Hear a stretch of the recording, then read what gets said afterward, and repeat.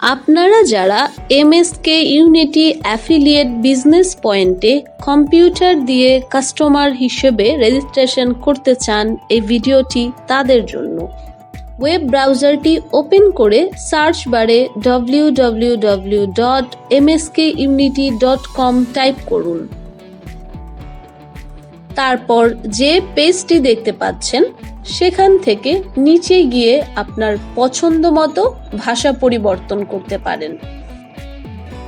Home পেজের menu বারে অনেকগুলো মেনু দেখতে পাবেন, সেখান থেকে মাই অ্যাকাউন্ট অপশনে ক্লিক করুন। ওপরে ডান পাশে রেজিস্ট্রেশন অপশনে শুধু আপনার ইমেইল আইডি লিখুন এবং রেজিস্ট্রেশন বাটনে ক্লিক করুন।